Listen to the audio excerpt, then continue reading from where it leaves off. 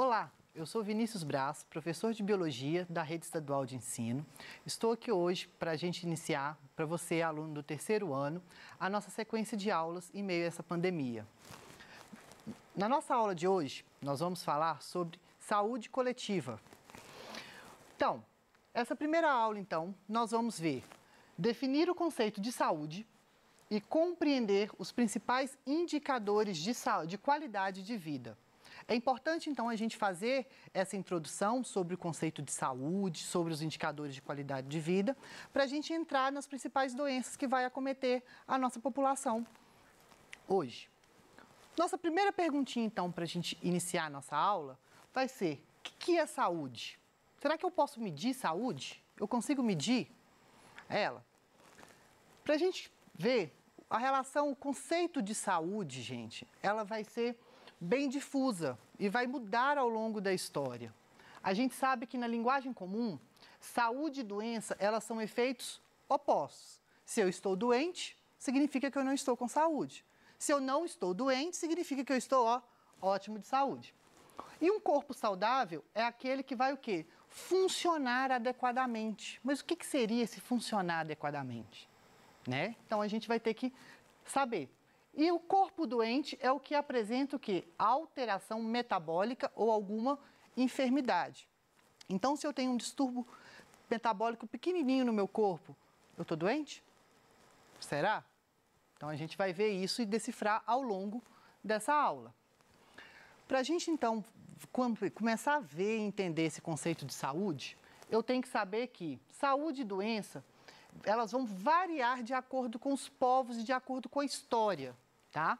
Existiam alguns povos, principalmente os indígenas, elas acreditavam que doença era o quê? Castigo divino. Se eu estou doente, algum Deus, ele está com raiva de mim, eu fiz algo, então é um castigo divino. Ou outras culturas, outros povos acreditam, ou acreditavam, tem uns que ainda acreditam, que é a presença de maus espíritos. Então, se eu estou doente, é sinal que eu tenho um espírito ruim no meu corpo e eu preciso de fazer algum ritual, de fazer algo para que possa tirar esse mau espírito. E quando eu tiro esse mau espírito, eu estou curado.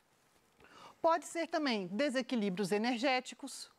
Então, por isso que você vai em alguns rituais, tem lá as pedras energéticas e tudo mais, para equilibrar a sua energia. Alguns povos também acreditam nisso. E o conceito de saúde que mais vai se adequar ao que a gente sabe hoje é o lá da Grécia Antiga, que vai tratar a saúde e doenças através de concepções fisiológicas e racionais, não associando ao mítico religioso. Então, os gregos, eles acreditavam que a saúde, se você estivesse doente, é alguma alteração fisiológica do seu corpo. O seu corpo não está funcionando bem. E não mítico, religioso, não que você está com algum mau espírito ou com energia ruim. Em 1948, criado então pela ONU, a OMS, ou Organização Mundial da Saúde, ela foi criada com o principal objetivo de estabelecer as direções de pesquisa, elaborar normas sanitárias, fundamentar políticas públicas, prestar apoio técnico e observar as condições de saúde no mundo. Em meio a essa pandemia que a gente está vivendo hoje, vem muito falar de OMS, o diretor da OMS falou isso, o diretor da OMS declarou estado de pandemia. Então, ela vai ser o que? A nossa autoridade máxima em saúde no mundo inteiro é a OMS. E ela vai coordenar projetos que vão visar combater, prevenir e tratar as principais doenças que vão acometer a população hoje em dia. Como é o caso, malária, AIDS, leishmaniose, dengue, Covid-19, igual a gente está vivendo.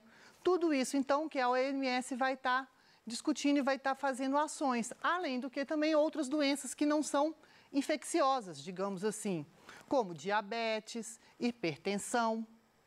Tudo isso a OMS vai estar relacionando e vai estar tratando, elaborando estratégias de prevenção, de combate e de controle. Bem, por isso então nós vamos vir para o Brasil, onde em 1988 a gente tem o quê? A Constituição Federal nossa, diante disso, a OMS fala que é obrigação do Estado assegurar saúde aos seus cidadãos. Feito isso, em 1988, a gente tem, então, a Constituição Federal, onde fala, lá no seu artigo 196, que saúde é direito de todos e dever do Estado, garantindo, mediante políticas sociais e econômicas, que visem a redução do risco de doença e de outros agravos e ao acesso universal e igualitário às ações e serviços para a sua promoção, proteção e recuperação. Então, quando a gente fala que saúde é direito de todos e é obrigação do Estado assegurar isso, gente, a gente está falando em quê, então? Que o SUS é uma política pública de saúde, onde vai dar acesso igualitário para todos os cidadãos do nosso país. E isso foi graças ao quê?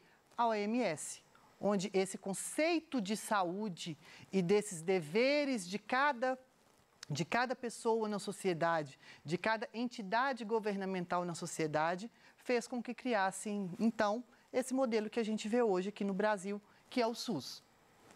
Daí, então, a gente tem o conceito de saúde, que a gente vai estar utilizando aquele conceito que a OMS fala, que saúde é um estado de completo bem-estar físico, mental e social, e não somente a ausência de afecções e enfermidades. Então, quando a gente fala isso, bem-estar físico, mental e social, o que eu estou falando disso? O que isso tem a ver com a saúde?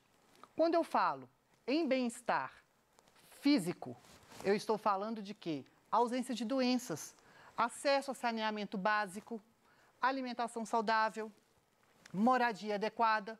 Tudo isso vai estar contribuindo para o quê? O meu bem-estar físico.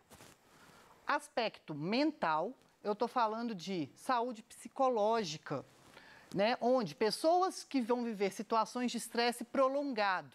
Exemplo, eu trabalho em um ambiente sem nenhum equipamento de proteção individual, onde tem um barulho constante. Então, eu fico ali 8 horas diárias, 5 vezes por semana, ouvindo aquele barulho todo dia. A minha saúde psicológica pode estar afetada. Então, o meu aspecto mental entra aqui. Além do que, trânsito. Quem vive em cidade grande, pega trânsito para ir trabalhar, pega trânsito para voltar do trabalho, pega trânsito para ir a qualquer lugar. E isso vai fazer com que o psicológico da gente possa se abalar ou não. E o aspecto social, que vai ser acesso à educação, serviços de saúde de qualidade. Então, gente, quando a gente vê esse conceito de saúde, é um conceito bem mais amplo do que simplesmente eu estar doente ou não estar doente. São os conjuntos de fatores que vão definir a saúde da pessoa. E aí, a gente pode falar que saúde é sinônimo de qualidade de vida. Se eu tenho uma saúde profissional, eu trabalho em um ambiente sadio, eu tenho uma saúde física boa, uma saúde social, emocional, mental e até mesmo a espiritual, que vai contribuir com a minha saúde psicológica, se a gente for pensar através dessa lógica, eu estou falando o quê? Que eu estou tendo uma qualidade de vida. Se eu tenho uma boa qualidade de vida, eu posso falar que eu estou o quê? Bem de saúde. E aí, a gente tem o quê? Medir saúde. Como que eu posso medir saúde? Com vários indicadores que vocês viram lá na geografia, índice de desenvolvimento humano, que é o IDH, taxa de natalidade, taxa de mortalidade, taxa de incidência de uma doença, taxa de prevalência de uma doença, índices educacionais, essas provas que todos os alunos fazem, né, que o governo federal manda e o governo estadual manda. Isso vai contribuir para indicadores educacionais e vai contribuir também para medir a qualidade de vida e afetar lá na qualidade, para medir o índice de saúde, porcentagem de saneamento básico, dentre outros fatores. Trouxe aqui para a gente um exemplo clássicozinho aqui, que vai ser o quê? Um mapa, onde vai mostrar o índice de desenvolvimento humano dos municípios do Brasil em 2010. A gente sabe que é uma escala de 0 a 1, onde quanto mais próximo de 1, melhor significa esse índice de desenvolvimento. Então, isso aqui tem como base. Quando eu falo em taxa de natalidade, significa a taxa de pessoas que nascem, de mortalidade, taxa de pessoas que morrem, e aí a gente faz aquela estimativa de idade, de quantos anos a pessoa está morrendo, com quantos anos, né, a pessoa está tendo filho. Eu falo taxa de incidência de uma doença, eu pego em uma determinada população e começo a localizar e a quantificar, numerar cada caso. Quantos casos? Então, qual é a incidência dessa doença? Prevalência é a duração dessa doença. Os índices educacionais nós já falamos e a porcentagem, quantas pessoas têm acesso ao saneamento básico. Feito isso, eu tenho aqui então um mapa onde o Instituto de Inteligência Econômica, ele fez em 2013, pegou vários quantitativos sociais, vários índices desses que eu falei, e fez esse mapa, gerando então a qualidade de vida mundial. Se qualidade de vida é sinônimo de saúde, então eu posso falar aqui, então tá aqui, ó, quanto mais verdinho for o país, mais o quê? Qualidade de vida, mais saúde, entre aspas, ele vai ter. E esses aqui que estão em cinza, gente, significa que não teve indicadores suficientes para estar fazendo o teste. Tá? E quanto mais vermelho, mais escuro, ele vão ser as piores qualidades. Os que estão em laranja para amarelo vão ser aqueles que estão em meio termo. Mas como que isso, então, a gente vai estar contribuindo para a saúde? Por exemplo, se eu tenho uma baixa taxa de saneamento básico, mais doenças eu posso adquirir. Doenças que são de veiculação hídrica, por exemplo, como cólera, como esquistossomose, dependendo. Se eu tenho, então, não tenho uma boa taxa de escolaridade, um bom índice de escolaridade, o que isso pode me acometer? Se eu tenho uma grande quantidade de pessoas que são analfabetas, elas não sabem ler e escrever, elas vão poder comprovar determinadas fontes de pesquisas, elas vão poder ter informações de um determinado produto? Não, então isso vai o quê? Diminuir essa qualidade, consequentemente, o acesso à saúde daquela pessoa. Vamos fazer uma questãozinha do Enem aqui? Os efeitos do exercício físico na redução de doenças cardiovasculares são bem conhecidos, aumentando, por exemplo, a tolerância a infartos em comparação com indivíduos sedentários, visando ganho de força, de massa muscular e perda de gordura. Verifica-se o uso de anabolizantes por alguns esportistas. Em uma pesquisa com ratos, confirmou-se a melhoria da condição cardíaca em resposta ao exercício, mas verificou-se que os benefícios do exercício físico são prejudicados pelo uso de anabolizantes, como decanoato de nandrolona, aumentando a área cardíaca afetada pelo infarto. Tá? Então, gente, o que esse enunciado nos traz? É que a prática de a qualidade de vida, uma vida que não seja sedentária, e alertando aqui o quê? Sobre aumento de infartos comparados com os indivíduos sedentários e o uso de anabolizantes por alguns esportistas. Aí pergunta, qual gráfico vai representar os resultados desse estudo? Como então que a gente vai saber isso? Vamos analisar esse primeiro gráfico aqui. Eu estou falando que o indivíduo sedentário sem anabolizante, ele tem uma área de infarto quase que em torno de 20%. O sedentário com anabolizante, a área de infarto dele vai subir. A pessoa que pratica exercício físico sem anabolizante, ela tem uma área praticamente igual com sedentário sem anabolizante. E exercício com anabolizante, ela sobe um pouco, mas é menor. Olha o gráfico B. Inverte.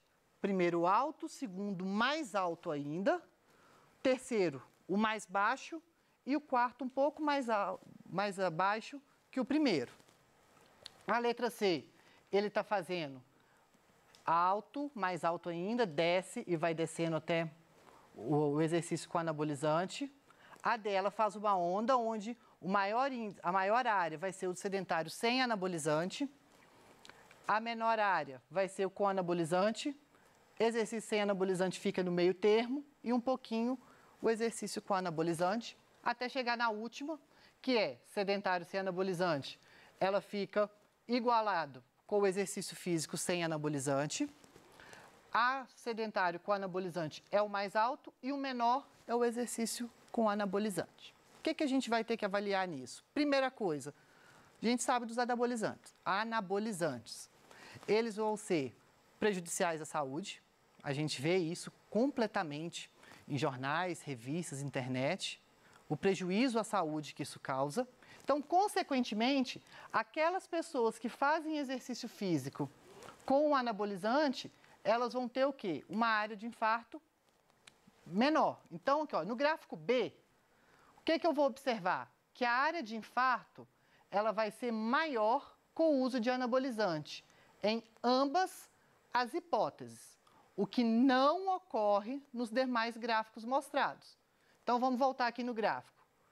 Olha aqui o que eu falei. Não pode. Consequentemente, então, aquilo que eu falei, ó, que a área de infarto, se ela aqui ela é maior com o uso de anabolizante, ela tem que ser o quê? Menor. Qual gráfico, então, vai ser o ideal aqui? O gráfico da letra D é que vai nos corresponder certinho com a nossa figura. Então, pessoal, é isso. Até a nossa próxima aula, que nós vamos dar sequência a esse conceito, então, de saúde e as principais doenças que vão acometer a população. E lembre-se que hoje a gente viu o conceito de saúde, o que é saúde e o que é doença, a qualidade de vida, que saúde é sinônimo de qualidade de vida, e que, para medir qualidade de vida, eu tenho vários índices que vão nos auxiliar e vão ter esses indicadores. Índice de desenvolvimento humano, taxa de natalidade, taxa de mortalidade, e entre outros que vão ser estudados na geografia também, que é um contexto de interdisciplinaridade. Na próxima aula, como eu falei, a gente vai ver as principais doenças. Então, pessoal, até a próxima!